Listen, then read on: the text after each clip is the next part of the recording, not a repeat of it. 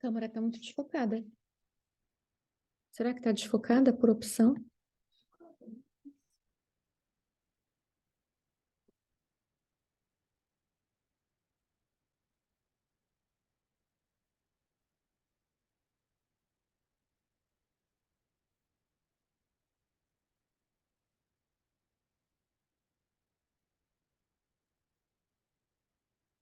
Vem aqui, por favor.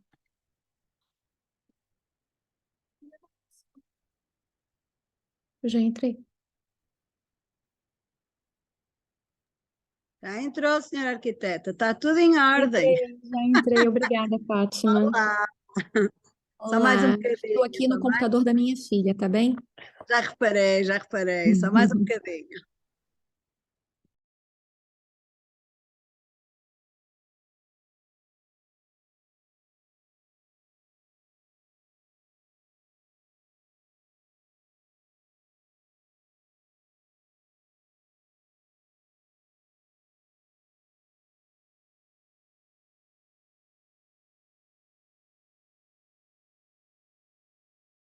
Isso eu sei. Só que aqui também há várias opções, olha. Ai, não.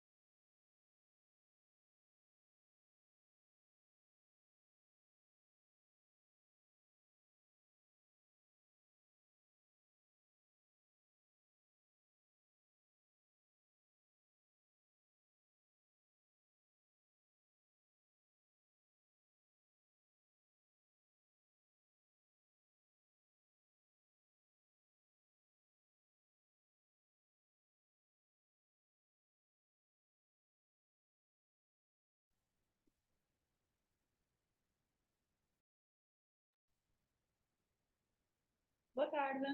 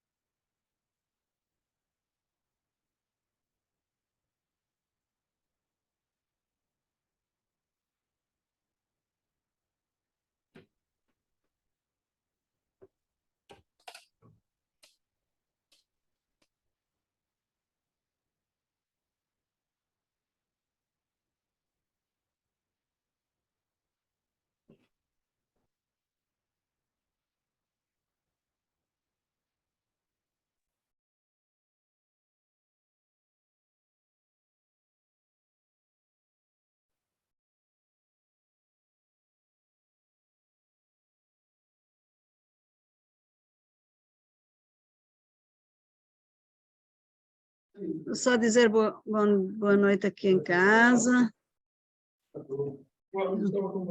Não, era preciso... Oh, coitadinhos. Por que é que teve que assustar? Claro que estão. Então o que é que eu apresento? Não, não é preciso. Não. Vocês não fazem isso. Está bem, depois eu limpo.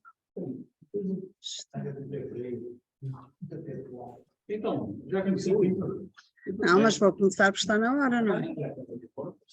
Eu estava ali a conversar com os homens, são coisas engraçadíssimas. Conversa. Muito bem, então, boa noite, boa tarde, aí em casa também. Tenho aqui mais umas pessoas a entrar, deixa eu ver se eu consigo. Estou a ver ali umas caras conhecidas, e uns pais a representar os filhos. Olá, como está? Pronto, vamos dar início a esta palestra, que é para depois de Portugal ter ganho, está tudo bem disposto. Vamos lá despachar. Ora bem, em primeiro lugar quero pedir, não é desculpa, mas informar que algumas das pessoas aqui presentes já assistiram a parte daquilo que eu vou aqui falar hoje. Talvez há uns 2 anos atrás, quando falei da fábrica Paiva Freixo.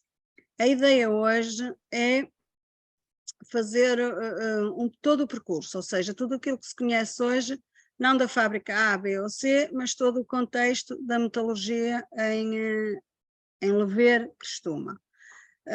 Não uma fábrica isolada, porque não, quer dizer, as coisas foram estudadas aos bocadinhos, mas agora já é possível fazer uma linha condutora de como, onde começou e até onde é que eu fui, para já.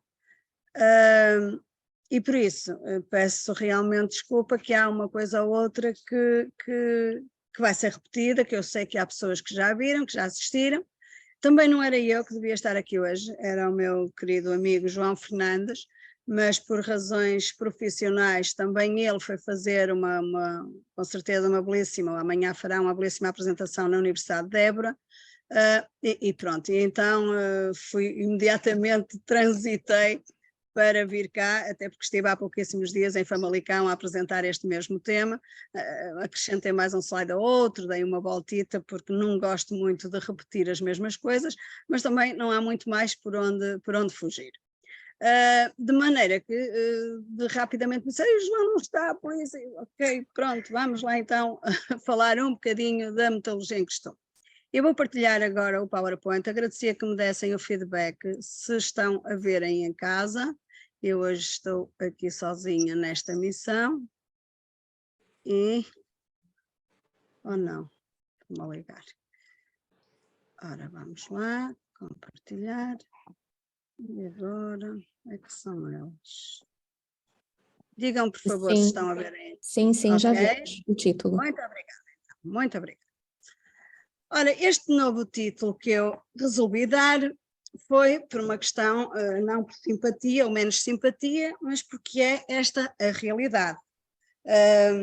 A indústria metalúrgica nesta região vai de Lever para Crestuma e vamos já perceber como, quando e porquê. Temos aqui a identificação das freguesias de que vamos falar, porque se nos parece óbvio em Vila Nova de Gaia, como eu disse há uns dias atrás, em Famalicão não era tão óbvio, não é? E por isso convinha localizar o sítio. E aqui, grosso modo, temos ali uma divisão de freguesias. Eu sei, pessoas de Crestuma e de Lever, eu sei que me dariam um tiro, eu sei que não é esta, não é esta a divisão administrativa, mas para o efeito que aqui pretendo é apenas um esquema para perceberem, temos Lever, temos Crestuma e temos ali uma zona circunscrita. Porquê aquele espaço circunscrito? Porque é ali que tudo vai começar. Na atual CFC, ou na atual Sudantex, como atualmente é chamada, mas é ali que realmente vai começar a metalurgia nesta zona de Vila Nova de Gaia. Eu diria que de Vila Nova de Gaia toda, pelo menos é o que está estudado. E começa com a Fábrica de Arcos de Ferro da Companhia Geral da Agricultura, da qual já saiu um primeiro artigo, aqui há uns 2 anitos, na revista Douro, uma primeira abordagem deste tema. Ora, a Fábrica de Arcos de Ferro está aqui bem esquematizada na orgânica da companhia, ali está assinalada como sendo uma das suas áreas de intervenção, se assim lhe podemos chamar. Em 1793 existe alguma documentação, ainda no tempo da Rainha Dona Maria I, que diz que que dá ordens, que sei lá, podemos utilizar vários vocábulos, não é? Para, na conformidade da minha Real Resolução de 8 de agosto, o ano próximo passado, achar-se no rio Ima, que entra no rio Douro, por cima do Penedo, o terreno e sítio mais cômodo e bem proporcionado para a ereção e estabelecimento da Fábrica de Arcos de Ferro e Ferro Breguinha, sou servida a ordenar-vos em benefício da causa pública. No fundo é a senhora Dona Maria I a dizer: expropriem os terrenos, porque temos de fazer essa fábrica. Isto em 1793. Quem foi que foi expropriado, também ali temos, foi o Manuel, filho do Manuel Moreira Aranha, foi José Francisco, da mesma freguesia, estamos a falar de Lever, e José Luís de França Benevides Corte Real. Pronto, estes foram os selecionados para que se mandasse fazer a Fábrica de Arcos de Ferro. Curiosamente, mais uma vez, o documento está assinado de 12 de janeiro de 1793. Mas é realmente curioso se a rainha faz este documento em 1793, como é que em 1791 ela já isentava, como podem ver ali, sou servida a isentar de todos e quaisquer direitos, todo ferro bruto, carvão, tudo mais que for necessário para a elaboração da fábrica. Ora, isto não tem mal nenhum, isto acontece, já aconteceu e acontece noutras circunstâncias. Temos motivos para pensar de que a fábrica já estaria a funcionar e esta era apenas a parte burocrática que ainda estava a ser tratada. De outra forma, Eu ia-te fotografar o ecrã. Eu quero fotografar, Daniel, vai embora. Pedia, por favor, que desligassem os microfones, por favor. Muito obrigada.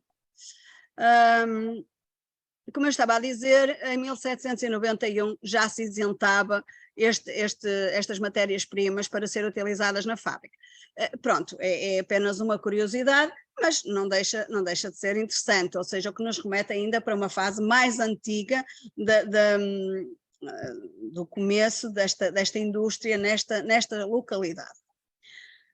Tendo em conta que não tivemos escavações arqueológicas que nos podiam dar uma datação mais eficaz, mais concreta do sítio exato onde a fábrica começou, uma vez que os topónimos também se foram, como viram há bocado, o Penedo, foram topónimos que se foram perdendo ao longo dos tempos, nós temos, devido àquilo que lemos, que estudamos e também às características do sítio, talvez tenha sido por aqui que a fábrica começou a funcionar.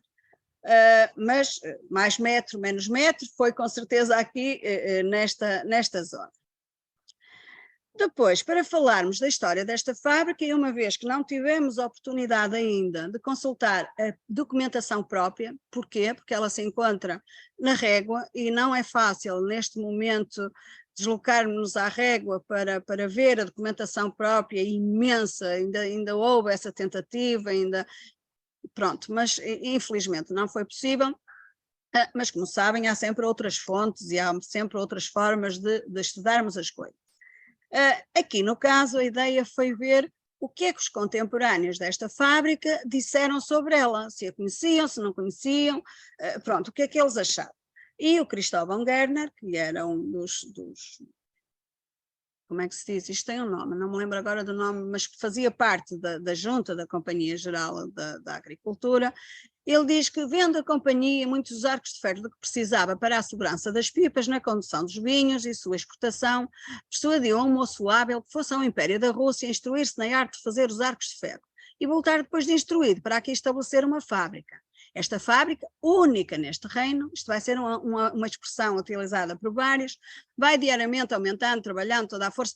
É verdade, na época era a única neste reino, Eu não gosto muito de dizer a única, a primeira, porque muitas vezes os historiadores, aliás, os historiadores normalmente não usam estas expressões, porque muitas vezes as coisas estão por estudar.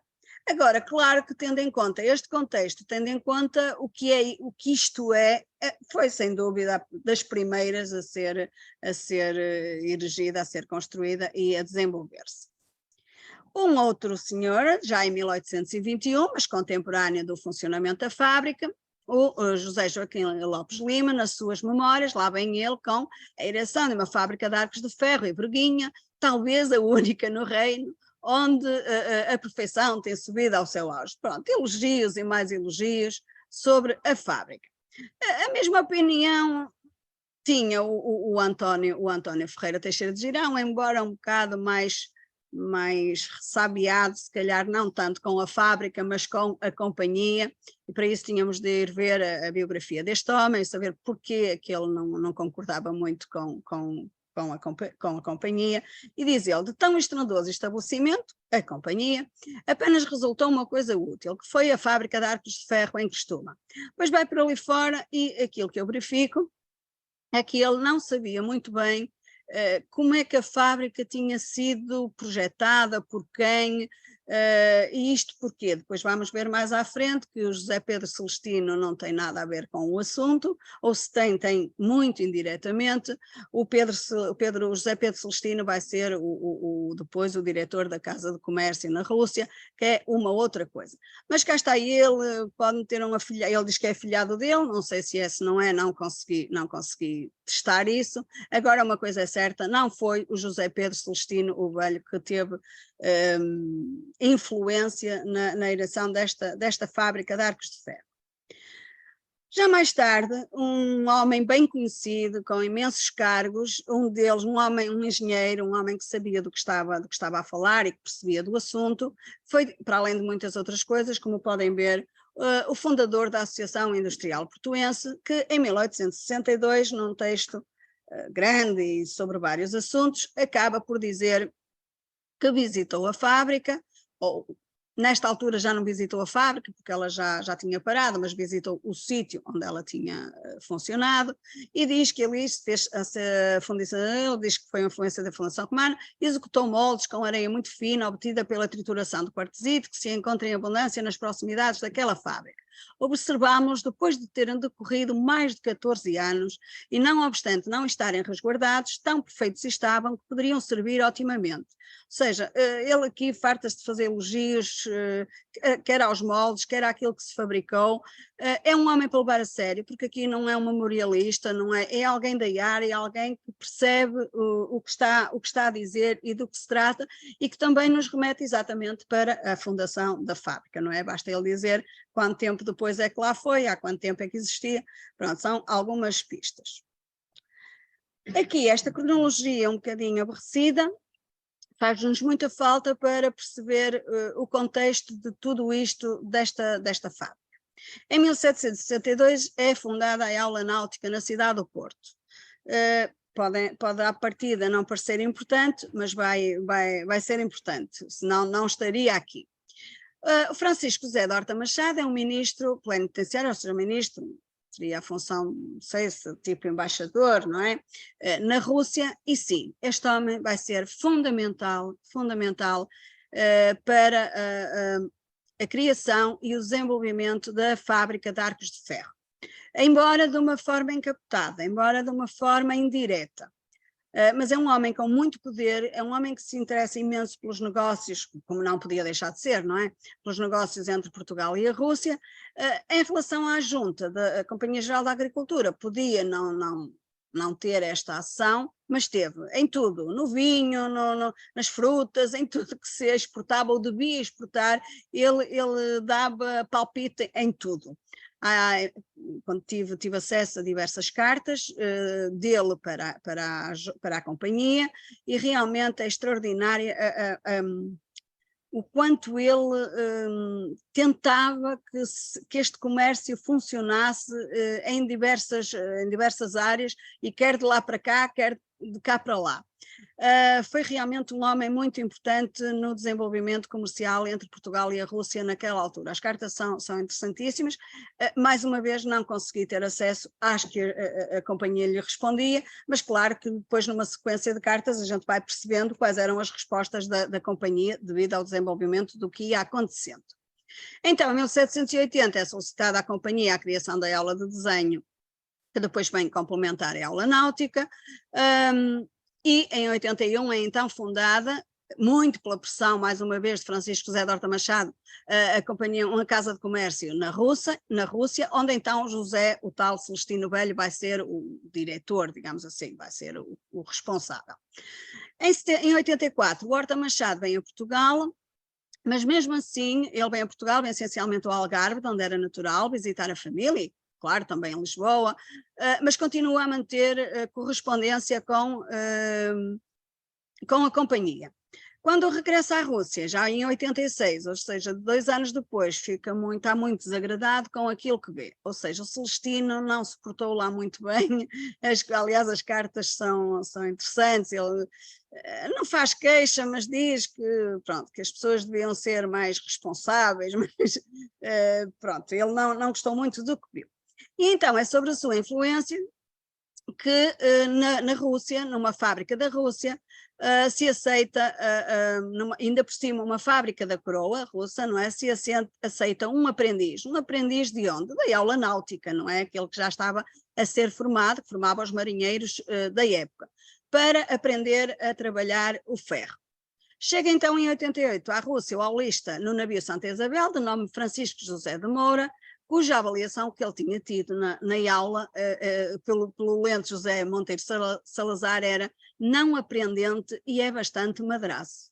Ora, uma belíssima avaliação para depois receber o de mão beijada a ida à Rússia a aprender a formar-se. Pronto, isto ainda não é novidade nenhuma, atualmente muitas vezes os que não são os melhores alunos têm as melhores oportunidades, ou não. Ele foi para a fábrica da coroa, Sasterbeck, que é, por acaso ou não, uma fábrica de material bélico. Todas estas relações, tudo isto é feito através do Horta Machado. Há imensas cartas e outros documentos que falam deste assunto. Aliás, a certa altura o responsável por ele é mudado, vai para outra parte do país, ele fica um bocado preocupado, informa a junta de que já não é o mesmo, pronto, mas tudo isso foi obra do Francisco José de Horta Machado. O Francisco José de Moura, que mais tarde depois adota o nome Basto, eu nunca consegui perceber porquê, não sei se tem a ver com a origem, eu procurei, li milhares, se calhar pelo menos centenas de registros em todas as terras Basto, mas não consegui encontrar.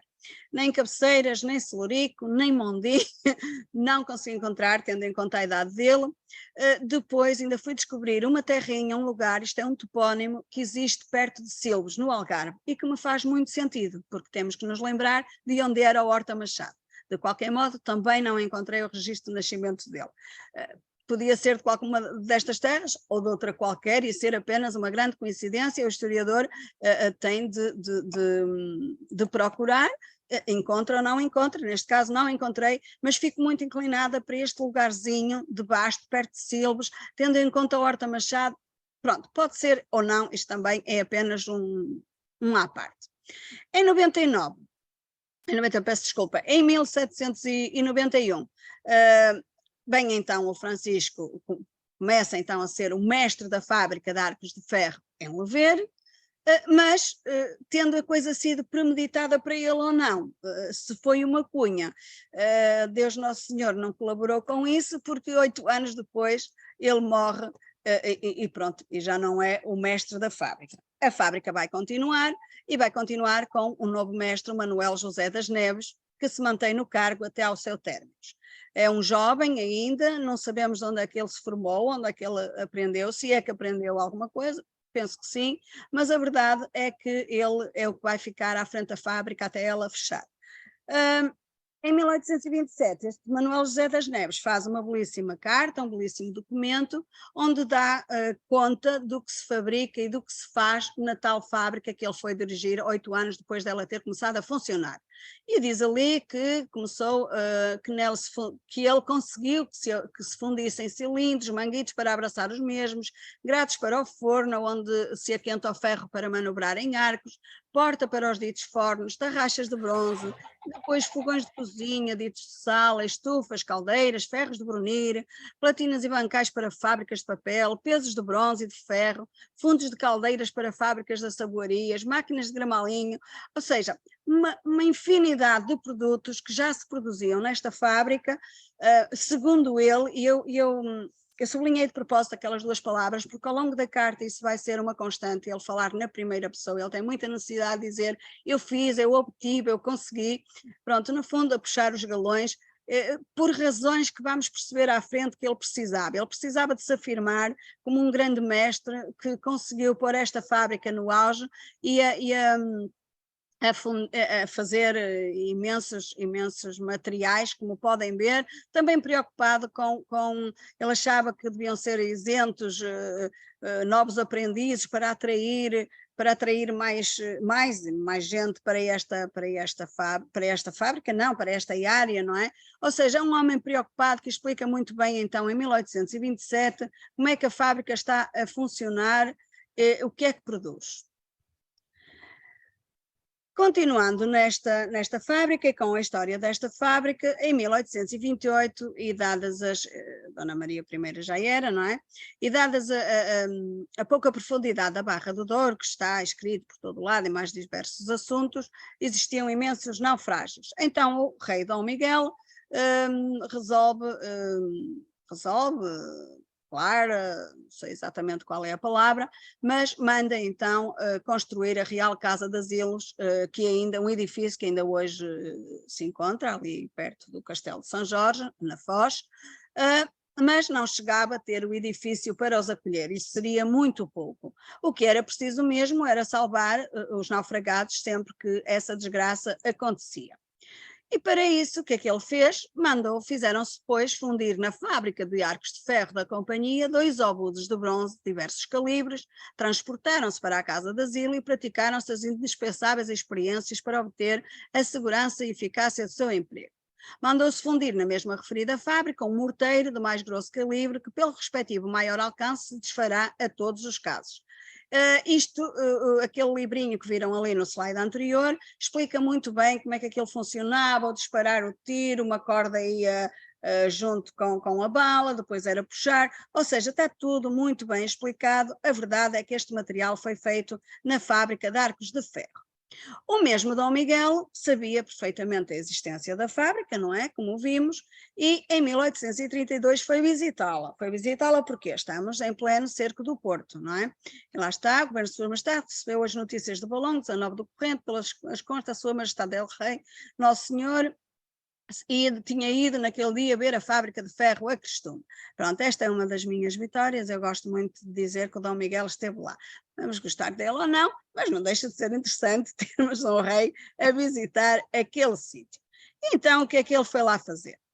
Pois, diz que no dia 19 saiu Sua Majestade Balonga a visitar a nossa jurisdição de costume, onde encontrou granadas e balas de todos os calibres, fundidas e a fundir em sua presença, bem como instrumentos de todo o género para serviço do exército. Isto é muito curioso porque estamos a falar de material bélico, não é? Claro que estamos em pleno cerco do Porto, mas é curioso que na carta de Manuel José das Neves em nenhum momento ele falava deste assunto. Não sei. Depois vamos ver porque é que terá sido. Este canhão, há uma grande história, esta é uma gravura que está no livro do Dr. Sérgio Bodo Coelho, é o famoso Pexans, é um canhão que foi oferecido ao Dom Miguel, segundo eles, para arrasar o Porto. Aliás, nem precisava disparar nada, bastava verem o canhão que o Porto rendia-se. Nós sabemos bem que isso não aconteceu, o canhão não fez grande diferença, fez muitos estragos, mas não fez grande diferença nesse aspecto. Temos o liberado para a Serra do Pilar, e a razão porque ele está aqui é só e apenas para vos dizer que as balas deste canhão, utilizadas neste canhão, para além de as termos cá no Solar Condes de Rezende, fragmentos delas, porque apareceram nas escavações do professor Armando Coelho, foram produzidas na fábrica de Arcos de Ferro e Ferro Breguinha. Continuamos com material bélico produzido nesta fábrica. Eu vou avançar um bocadinho, senão vão ser 9 horas eu aqui. Depois um documento também interessante, já de 33, que diz que foram extraídos dos armazéns da companhia sítios em Arnelas importantes depósitos de aguardente e também com diferentes objetos da sua fábrica de fundição em Crestuma. Isso só para perceberem a importância da fábrica, para irem lá buscar os objetos, é porque era material que interessava e que não devia ficar lá, isto já após o cerco do Porto. Tudo seria muito bem dizerem, está bem, pronto, durante o cerco do Porto é normal que a fábrica produzisse material bélico porque era necessário. Pois é, o problema é que temos aqui um documento de resumos de ordens de 1809, em que diz, ele engana-se, diz que não foi em abril, foi em setembro de 1809, a Ordem do Governo das Armas, que determina que na fábrica de fundição de ferro da Companhia Geral do Alto Douro se fundam balas para lanternetas de peso e calibre tal. Ou seja, recuamos uns anos atrás e já em 1809, afinal, se produzia material bélico. Claro que aqui estamos em plenas invasões francesas, ok? Mas é curioso ver este percurso todo material em que o Manuel José das Neves, na sua carta, não faz a mínima referência. O que ele diz é que faz ferros de brunir, é que faz fogões e não sei o quê. Ora bem, temos aqui a equipa que mais tempo permaneceu à frente da fábrica, logo ali o mestre Manuel José das Neves, o mestre principal, depois temos o mestre de elaboração, ou seja, todo um conjunto de pessoas que assistiu a tudo isto, não só ao fabrico dos ferros e dos fogões, mas também do tal material bélico que nunca ninguém falou. E porquê é que ninguém falou? Estas fotografias parecem muito interessantes. Temos aqui, eu não sei a data das fotografias, são as mais antigas que conheço. Temos aqui uma vista de Lever para Crestuma e uma de Crestuma para Lever. Vejam bem o isolamento em que esta fábrica estava. Aliás, para quem a conhece atualmente, ela continua a ser bastante isolada, não é? Ou seja, ela está ali num vale, encaixada. Por isso, isto leva-me sempre a questionar uma coisa. Se foi a rainha que mandou expropriar os terrenos para fazer aquela fábrica, porque é que o foram fazer num sítio completamente escondido, a 1,5 km, 2 km do Rio Douro, que era a única via de comunicação por onde entravam as matérias-primas e saía o produto acabado, e esta é uma resposta que falta dar. A minha opinião é exatamente essa que devem estar a pensar, é que isto não foi feito para ser uma fábrica de arcos de ferro, isso era ao menos, na verdade isto foi feito para uma fábrica de guerra, de material bélico, não é? E só assim se justifica. Mas, como digo, isto é um trabalho em construção que pode dar outras conclusões. Neste momento é a conclusão que eu tiro, porque me parece óbvio, porque é demasiado evidente. Pronto, a fábrica em 1844, 43, quando acaba por se deteriorar, por acabar, por desaparecer, foi vendida, eu pus um vendido entre aspas, não foi vendida, foi a leilão, pronto, isto também não é o que interessa neste momento, por diversas razões, até porque foram aparecendo outras, e deu então este sítio origem àquilo que já conhecem, não é? À Companhia de Fiação de Crestuma, este belíssimo lugar que ainda hoje lá está, e vamos agora deixar arrumado este assunto para seguirmos para outro. E como é que vamos seguir? Vamos dar um salto muito grande e vamos para a outra freguesia. Só que este salto é dado nesta continuidade, porque é o próprio Manuel José das Neves que em 1821 mete um projeto às entidades competentes para formar a sua própria fábrica. Ou seja, uma fábrica não já de caráter régio, como era a Companhia dos Arcos de Ferro, mas uma fábrica particular, em que ele vai pedir também isenções, graças, mas depois há um processo enorme a dizer que sim, que ele que era capaz, que já tinha sítio, que isto, aliás, podem ler o documento, depois se estiverem interessados, mas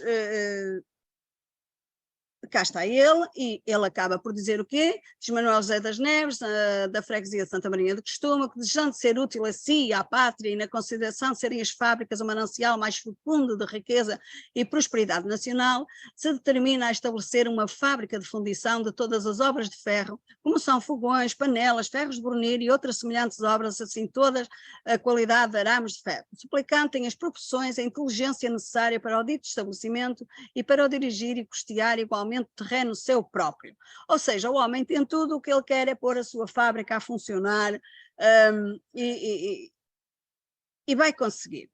E vai conseguir porque ele casa com uma senhora de Costuma, como vamos ver já à frente, e por isso terreno não lhe falta, e isto é o que ainda temos no terreno, as ruínas, e aqui temos, tendo em conta as informações de várias fontes, esta fábrica para a qual tinha sido pedidas graças e privilégios, terá começado a elaborar por volta de 1830, estando a funcionar em simultâneo com a fábrica de arcos de ferro ainda durante algum tempo, o que vai justificar as numerosíssimas expressões, e isso vamos ver mais à frente, da antiga fundição de Crestuma. Então, cá temos um pouquinho da história do Manuel José das Neves, casa então com a Maria Escolástica, uma senhora de Crestuma, da qual vai ter apenas uma única filha. E é aqui que o salto se vai dar, porque esta única filha vai casar com Jerónimo Pinto Paiva Freixo, que já falámos e que vamos passar rapidamente, não é? À frente, porque não, há pessoas que não assistiram, por isso vamos ter que aguentar aqui na sala também. O Jerónimo Pinto Paiva Freixo vai herdar então esta fábrica, não a fábrica de arcos de ferro, essa já acabamos, já vimos, mas a fábrica do sogro, do Manuel José das Neves, porque ele morre logo a seguir, a fábrica com ele funciona durante pouquíssimo tempo. Agora, o que é curioso é que eles não vão ter descendência, mas depois vamos ver como é que isso se vai resolver. Aproveito para dizer que o Jerónimo Pinto Paiva Freixo foi um dos trabalhadores, dos aprendizes na fábrica de arcos de ferro onde trabalhava o sogro, e provavelmente foi através disso que conheceu a filha e que assim se fez a ligação. Isto aqui é para verem o salto, ou seja, a fábrica de arcos de ferro e o percurso que é dado para Crestuma. Algures neste meio está a linha divisória entre Lover e Crestuma, que eu não me meto mais nisso. Uma coisa é certa, a fábrica de arcos de ferro era em Lover, a fábrica de Mursa, ou no lugar de Mursa, ou do Manuel José das Neves, vai ser em Crestuma. Este percurso a pé, quarto hora, 20 minutos, andar certo, normal, por isso também não era muito longe. Mais uma vez, aqui temos a ruína e depois dizes que a Quinta de Mursa, isto é a Quinta de Mursa, onde estava localizada a fábrica de Manuel José das Neves, que morre em 1835, mas continuará a funcionar com o seu genro Jerónimo Pinto de Paiva Freixo. A próxima notícia que vamos ter desta fábrica vai ser no inquérito de 1881, de resto é um belíssimo inquérito, tivemos a sorte de ter sido feito por quem foi, porque os outros distritos não são tão completos, e diz-nos então que existe em Gaia, no lugar de Costuma, sobre o Rio Douro, uma que funde ferro exclusivamente para o fabrico de panelas. Já está na especialização, já deixou tudo, já está a fabricar só panelas. Depois tem ali umas características da fábrica, aquilo era um barracão, isto, aquilo, pronto, tem um forno grosseiro, está aqui as características do que fabrica. Agora o que eu quero chamar a atenção aqui é para aquilo que eu resolvi escrever a vermelho, que é, existe há 50 anos, ou seja, está-nos a ajudar a datar a fábrica, e vai vivendo ao abandono porque o proprietário, Jerónimo Pinto Paiva Freixo, não faz desta indústria o seu principal modo de vida.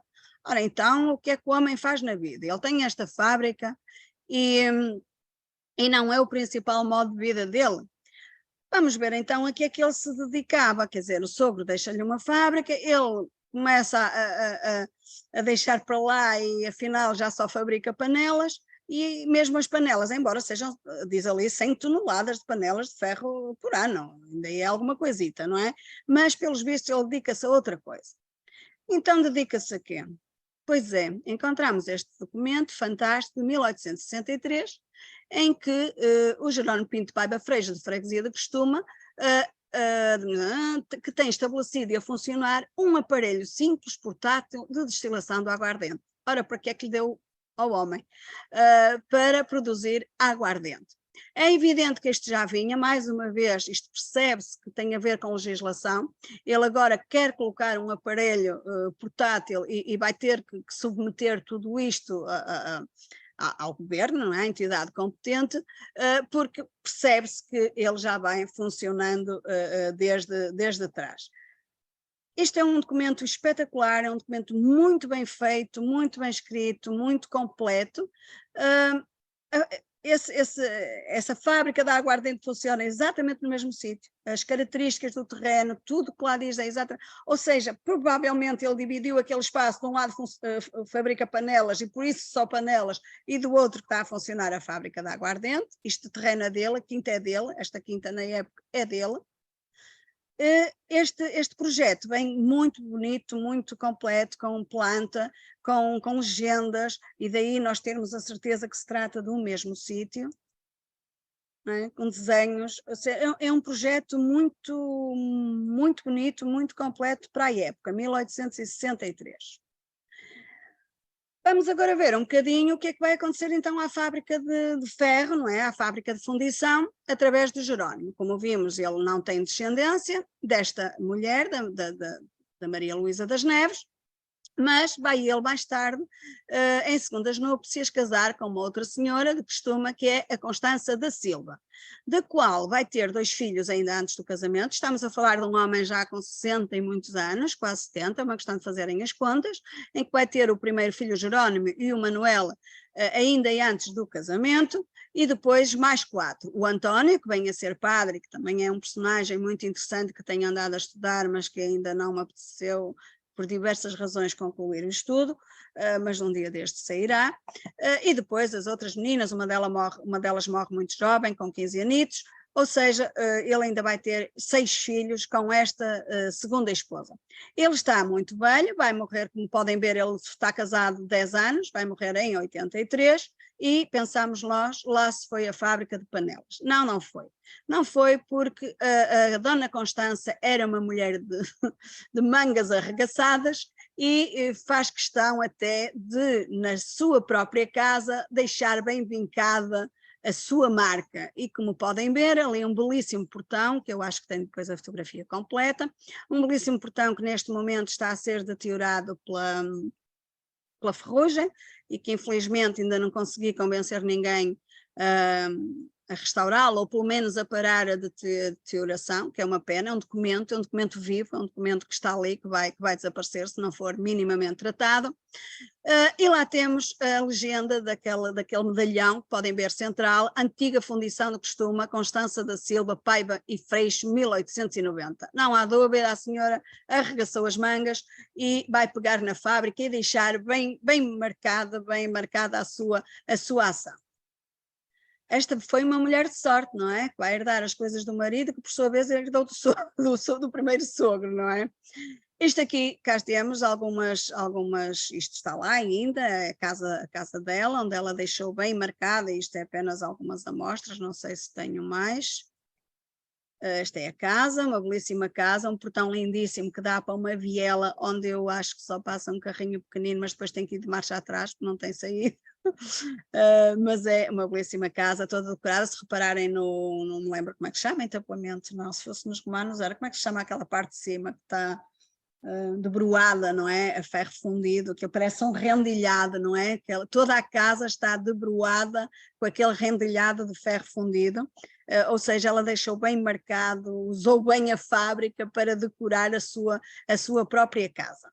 Em 1916 já entra um outro projeto na Câmara de Gaia, supomos mais uma vez, isto é exatamente o mesmo sítio, a dizer as mesmas coisas, ou seja, tem a ver com as questões legislativas, que era preciso renovar, era preciso saber se estava a funcionar, se não estava. E depois, aqui uma curiosidade também para quem andar a passear por aí, se quiserem entrar na Igreja Matriz de Esmoriz, podem ver umas colunas de ferro, ainda hoje, que o seu filho António, padre, que começou por ser padre numa freguesiazita ali ao lado, a senhora Branca, e que depois então, em 1905, já como parco da freguesia é o Dr. Ricardo Santos, já como parque da freguesia epá, então, 2 não é preciso, chega 1. Já como o Parque da Freguesia de Esmoriz encomenda à fábrica da mãe, isto não é novidade, nós hoje achamos isso muito, não, isto já se fazia, não é? Encomenda à fábrica da mãe, então, estas 2 colunas de ferro, que ainda hoje sustentam o coro alto da igreja de Esmoriz. Depois, uma curiosidade aqui, só para perceberem aquela história que eu dizia há bocado, a antiga fundição de Mursa, não é? Que tão importante era que até a notícia do fundidor é dada no jornal, o antigo mestre da abelha e acreditada conhecida fundição de Mursa. A fábrica vai continuar com quem? Com o filho mais novo, aquilo que vimos que nasceu antes do casamento ainda, da Dona Constança com Jerónimo, e mais uma vez, isto já em 1948, temos o fabrico de fundição de ferro, é dos mais perfeitos que se fazem em Portugal, panelas à portuguesa e espanhola, ou seja, o que é que nos parece aqui? Que a fábrica vai outra vez retomar a fundição de várias coisas e não só as panelas, como tínhamos visto em sessão anterior. 10 minutos não chegam, chefe, mas eu vou tentar. Segundo os descendentes do Paiva Freixo, esta fotografia foi cedida por um deles, o Paulo Martins, diz que esta seria a marca da fábrica. Eu na altura estive a tentar identificar que símbolo era aquele, que é uma planta, ainda pus a hipótese de ser um freixo, não, uma palmeira, não sei, também fui por aí. Se for uma palmeira, é muito fácil perceber onde é que os Paiva Freixo viram palmeiras pela primeira vez, acho eu, que foi na Quinta da Estrela, atual na depois fábrica do Cunha Moraes, que tinha exemplares únicos de vegetação, como sabem, eu digo tinha, porque deixou de ter há pouco tempo, arrasaram aquilo tudo. Independentemente disso, é verdade que este foi o símbolo da fábrica que era impresso nas panelas. Curiosamente, e como podem ver, se aquela fotografia me foi cedida por um descendente, esta foi-me cedida por uma amiga que por acaso é de Carraseda de Anciães. E como podem ver, ali tem o mesmo símbolo, ou seja, que dá para ver a distribuição que era feita por todo o país, com certeza, mas naturalmente mais no norte, mais uma vez. Esta marca está a desaparecer, já lhe puxei as orelhas, que não lave mais a panela, pelo menos que a lave só por dentro, porque senão corremos o risco de ficar sem a marca. Eu não sei se a Luísa me está a ouvir, mas está, mais uma vez, é para não lavar a panela por fora, só por dentro. Depois temos aqui outras curiosidades. Esta do lado que se percebe bem saiu do fundo do Rio Douro, pode ser de qualquer uma das fábricas que ali funcionou. A outra, encontrei uma imagem na net que diz Paiva Costuma. Ora, diz Paiva Costuma, não tem nada a ver com aquele símbolo que vimos anteriormente. Não posso afirmá-lo, mas quase posso, e basta ler este anúncio que tem ali em cima, que é a fábrica Paiva e Irmão, que laborava do outro lado, ou seja, pertencia à Gondomar, e é uma grande história também essa fábrica, que atualmente ainda lá está, ainda funciona, mas isso é uma outra história, senão ali o Dr. Guimarães vai-me bater e eu não quero. Porquê diz Crestuma? Tal como hoje, porque Crestuma é que vendia, Crestuma é que era famosa no fabrico de panelas, e por isso eles não têm mais nada, a fábrica era do outro lado, mas o que é que eles punham no símbolo? Paiva Crestuma, não era o Paiva Freixo, mas a fábrica Paiva e Irmão, como podem ver ali naquele anúncio. Um dia mais tarde podemos também explorar um bocadinho isso. Isto são algumas peças, segundo os descendentes, feitas na fábrica Paiva Freixo, incluindo aqui o jazigo da família, com ferro fundido por todo o lado, imensos toques e por aí. Mas estamos a falar da metodologia naquela área e não nos podemos cingir só nem à fábrica de arcos de ferro, nem à fábrica Paiva Freixo. Outras fábricas existiram e foram muitas, como podem ver, o jornal de 1890 anunciava isto. Existem, costuma, nada menos que 4 fundições de ferro, onde se faz toda a qualidade de obra, especialmente panelas de ferro, pronto, já sabemos, já falámos sobre isso, e depois diz que se os seus possuidores organizassem uma companhia, poderiam ter um importante estabelecimento, talvez o único no país no género.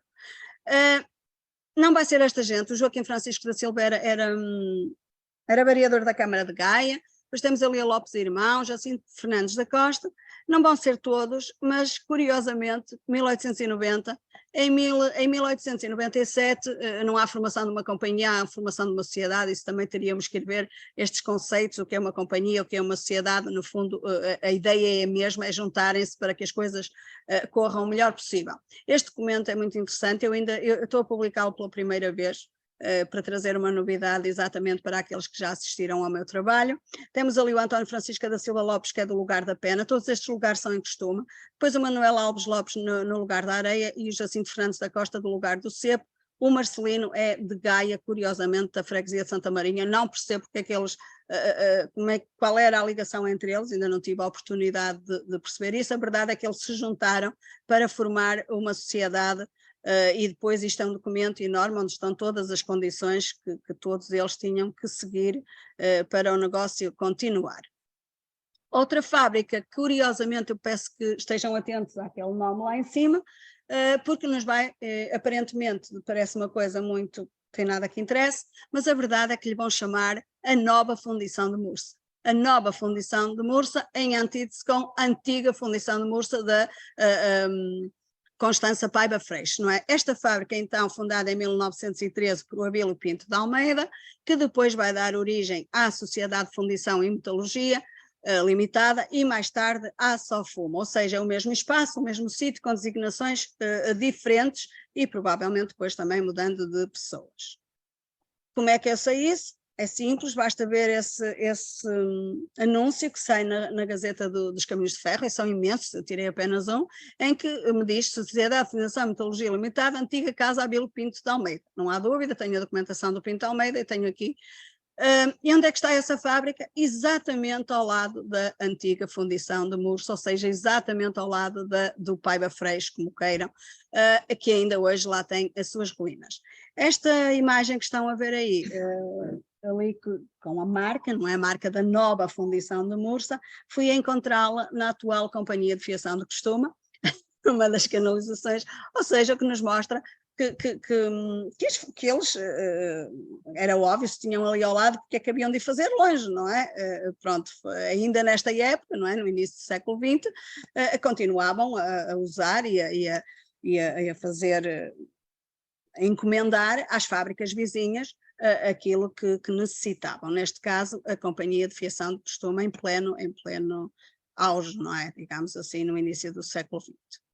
Uma outra fábrica foi a do Refino José dos Santos, eu não tenho tempo para estar aqui a ler isto, nem interessa, está aí, e quem quiser depois saber mais também é uma questão de perguntarem ou de pedirem, que será cedida as devidas referências bibliográficas. Daí, então, a da Refino José dos Santos foi uma fábrica que colaborou muito durante muito tempo, também muito conhecida das pessoas, principalmente ali daquela região, e que hoje foi dar origem ao atual Centro Náutico de Costuma, ou seja, aquela imagem que estão a ver já não existe, a não ser a casinha lá em cima, no castelo de Costuma, onde nós escavamos durante vários anos, mas embaixo aquela fábrica já desapareceu para dar origem então ao Centro Náutico de Costuma. Esta eu trago por piada, porque acho sempre interessante mostrar esta fábrica quando vejo as pessoas de Costuma e de Oliveira ser muito pouco simpáticas umas com as outras. Para mim são tudo boa gente, gosto muito quer de Costuma, quer de Oliveira, e a história não está preocupada se é em Costuma, se é em Oliveira. Agora o que é curioso é que a Fundição de Santo António foi fundada pelo Manuel Francisco Pereira de Costuma e o António Barbosa de Castro de Oliveira. Por isso, por esta época, em 1903, as relações entre Costuma e Oliveira não eram uma preocupação, ou seriam uma coisa muito... não interessavam. É uma piada, mas é verdade, mais uma fábrica que então vai surgir naquele território. Outras, a Barbosa Irmãos, ali está a fábrica tal do vereador Joaquim Francisco da Silva, com várias imagens para mostrar o que é que fazia. Depois a do António Francisco Ramalho, do qual temos aqui um ferro com a marca bem visível, o AAF, não é? O Dr. Marcos deve se lembrar que deu origem assim a grande discussão aqui com o nosso comandante, Urbano de Moura, que foi engraçadíssimo. Mas pronto, cá estão então as fábricas, e depois alguns exemplos, podiam ser dezenas, centenas do que ainda hoje costuma, isto é essencialmente em costume, penso que não cheguei a ir a ver, tirando claro, as da Companhia de Fiação.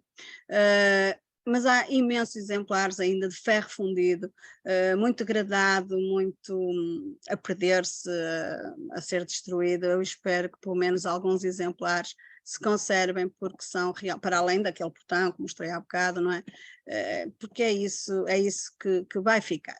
Ora, posto isto, não admira que então se tenha feito este monumento ao fundidor, isto penso que é de 2005, que lá está na freguesia de Costuma, e parece-me muito bem, é uma feliz escultura que demonstra bem o quão importante foi esta indústria em Costuma, mas que começou em Lever. Só para terminar, então, aqui algumas anotações sobre a quantidade de fábricas que aquele território possuiu.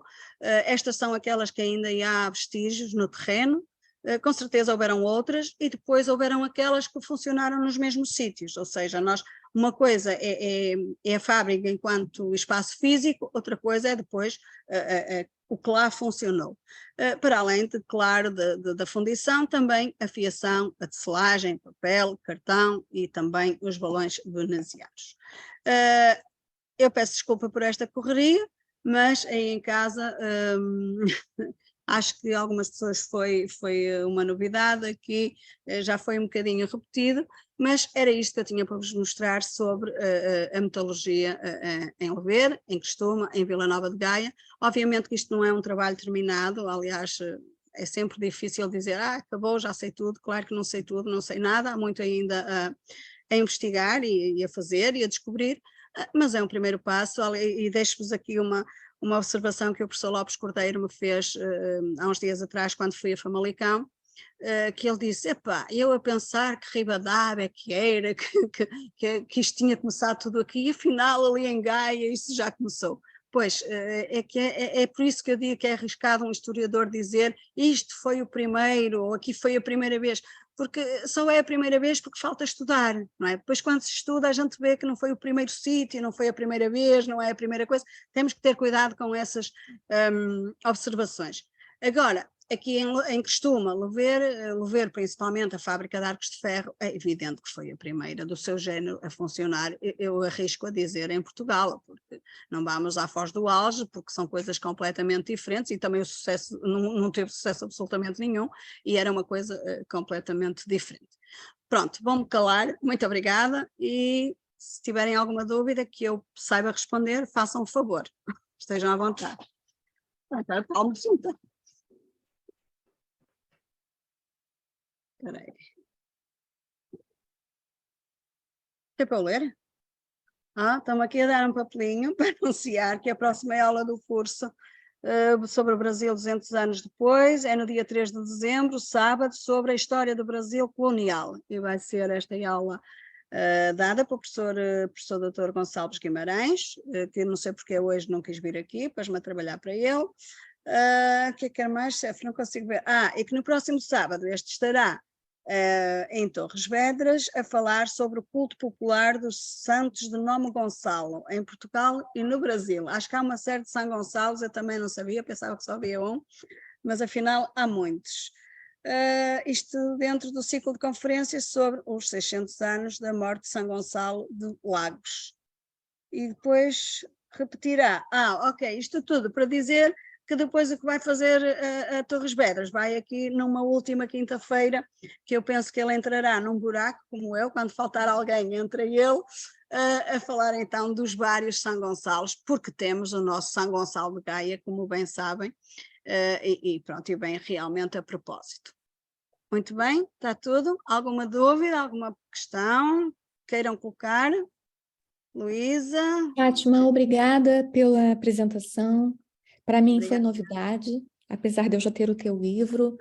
E nós relacionamos sempre Crestuma com a fiação, com a fundição, mas esta historiografia Arquiteta, é o basilar. meu livro não, aborda muito, muito levemente essa questão da metalurgia, porque exatamente, eu estudei a coisa um bocadinho ao contrário. Eu comecei em 1854 a estudar a fiação, e à medida que me ia deparando com algumas informações sobre a metalurgia, depois quando acabei o mestrado, fui para trás a estudar a fábrica de arcos de ferro, não é? Dei o salto ao contrário. É assim que... É assim, aqui é como o percurso acontece, não é? Foi É um toda uma percurso descoberta. Eu te perguntava se essas casas estão interessantes e que está relacionada no nosso imaginário.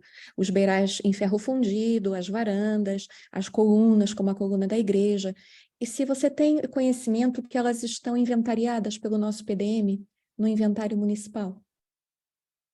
Eu suponho que não, mas é uma resposta fácil de dar depois de um telefonema ao professor António Silva, mas suponho que Mas não. eu pergunto o inventário arquitetônico, porque o Antônio Silva preparou Ok, em é do arqueológico. 2009 Sim, as sim. fichas de Aqui também é um arqueologia, bocado não é? arqueológico, pois, Mas, mas quase mas certeza que não. Não me Mas eu apercebi. pergunto o arquitetônico, porque era muito interessante, muito pertinente essas tipologias entrarem agora, porque o nosso PDM, como todos sabem, está a ser revisto.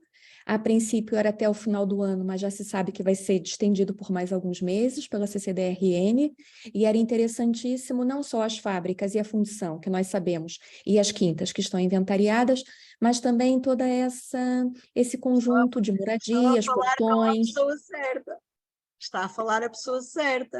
Sim, mas eu Arquiteta, não trabalho, eu funcionária da tenho muitos Câmara. colegas no PDM, posso ajudar a encaminhar, mas eu trabalho nas obras, não é? Nós na Câmara somos muitos, Eu sei. trabalhamos em muitos edifícios, mas acho que é o tempo certo, nós em conjunto, solicitarmos e verificarmos, nós temos acesso na rede, eu também posso verificar isso, quais dessas casas, com esses beirais rendilhados, com essas varandas, como a da Dona Constança e outras, estão inventariadas. Por quê?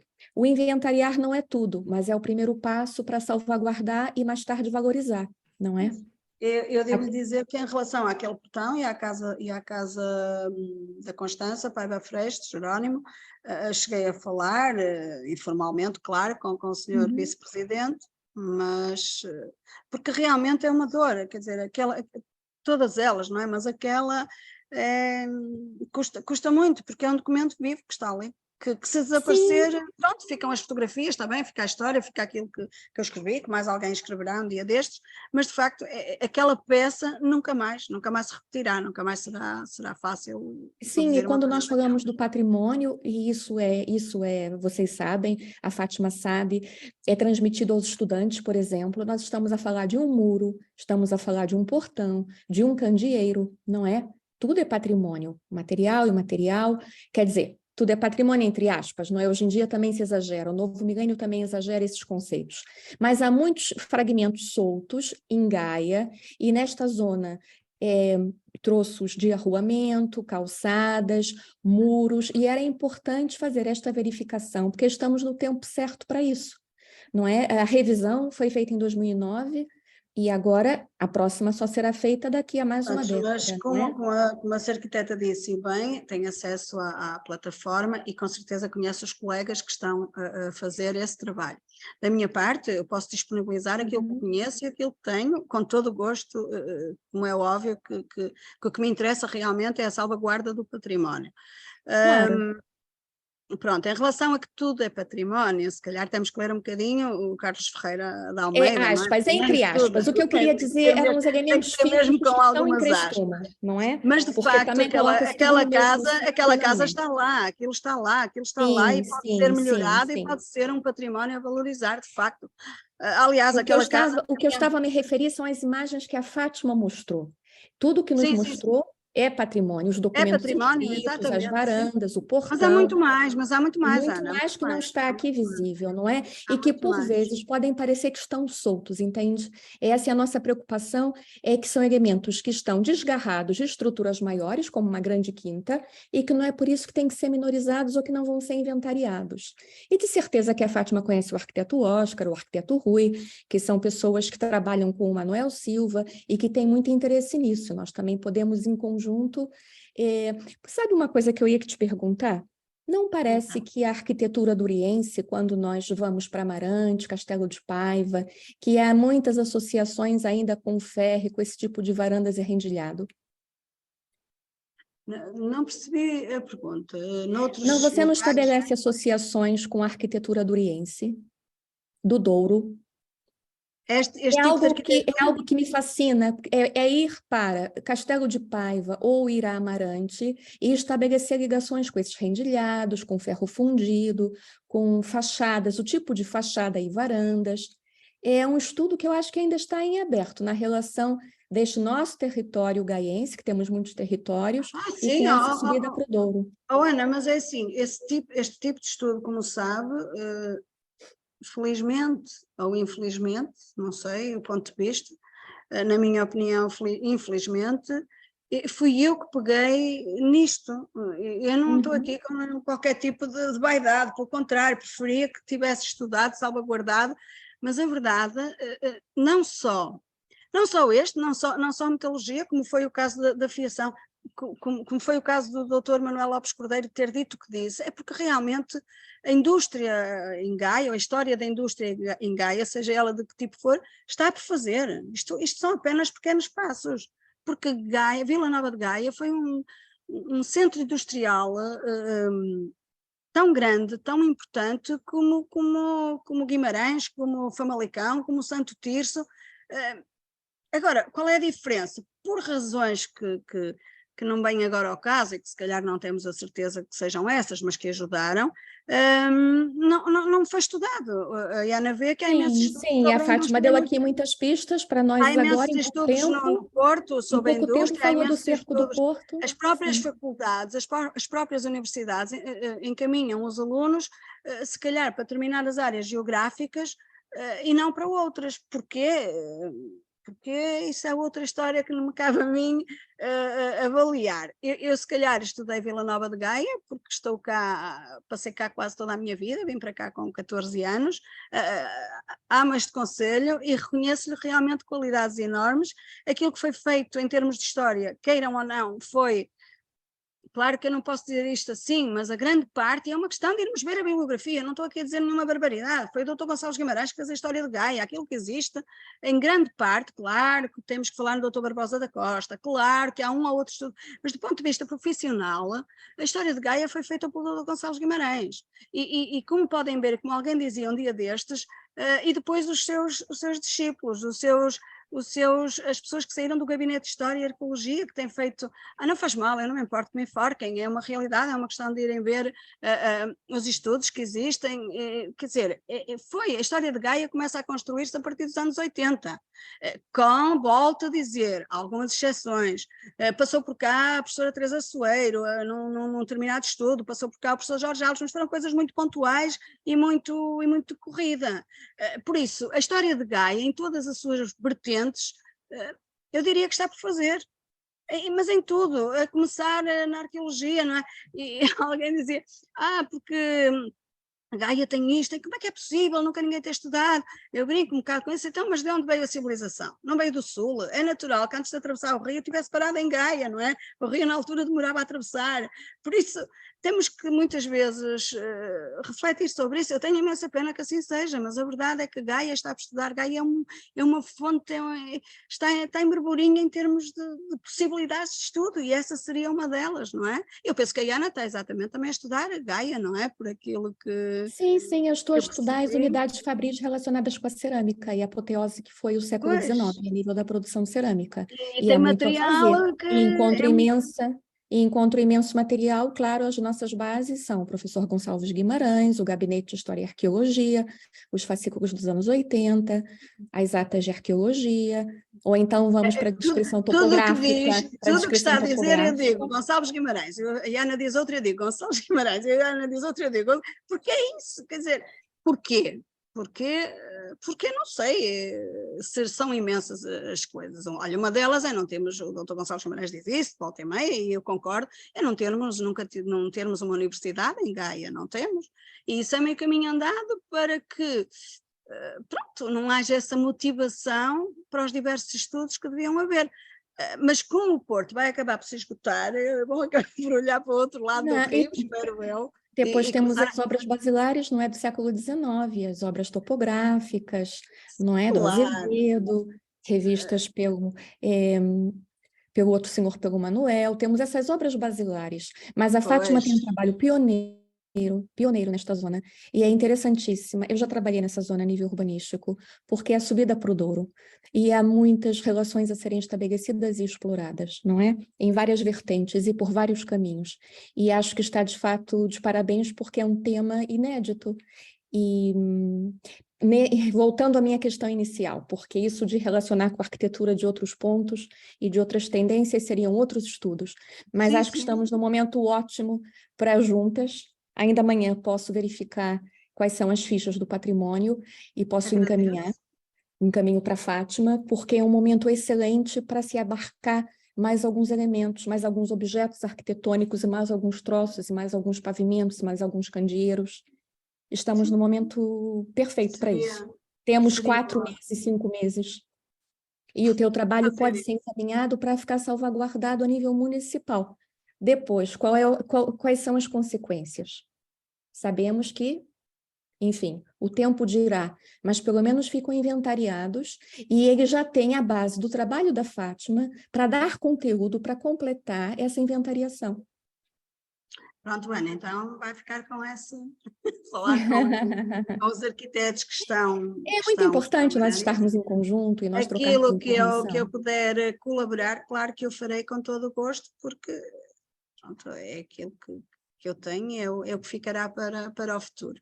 Mas Claro que sim, inclusive devem haver reuniões. não Nós estou a somos ver aqui aqui nenhum a justamente. assistir à palestra. Não está aqui nenhum colega meu hoje, mas acho que nós só temos todos a ganhar em estabelecermos estas reuniões, em trabalharmos em conjunto, porque Vila Nova de Gaia precisa, e é um conselho riquíssimo. Vamos ver se consegue.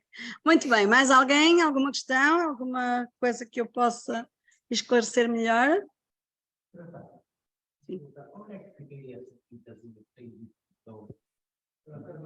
Não, a Casa da Constância fica, eu não me lembro o nome da rua, aquilo é uma rua, mas mesmo por baixo da igreja de Costuma. Passam a igreja, não é? Que tem aquele largo, e logo a seguir tem uma rua. Se subirem, vão dar ao cemitério, à junta, não sei o quê. Se descerem meia dúzia de metros, sei lá, 500 metros, está aí. Está numa rua, uma bielazinha. Mas é muito fácil. Está habitada. Não, é uma casa que, entretanto, foi comprada e quem lá vive nem sequer são os proprietários. A casa foi toda dividida e está alocada a diversas... De carro, não, tem que ir a pé. Tem que deixar o carro no adro da igreja e descer aquele bocadinho. É uma vielazinha ali, é um sítio muito bonito, a casa é muito bonita e logo lá tem outras casas também com ferragens interessantes, que podem ou não ter sido feitas naquela fábrica, mas são da mesma época e são do mesmo estilo, mas aquele portão é realmente maravilhoso, é realmente muito bonito. Doutor, nada? Quer ir jantar, não é?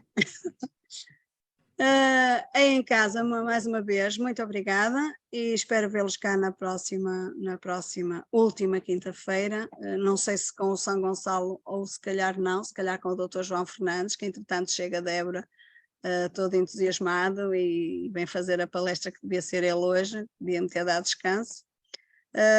E mais uma vez, muito obrigada. E Ana, ficamos ao dispor, como é óbvio, para Sim, e eu oferecer. não sei se a Fátima ouviu o que eu disse, achei interessantíssimo tudo o que relaciona com a Guerra Peninsular e com o Cerco do Porto.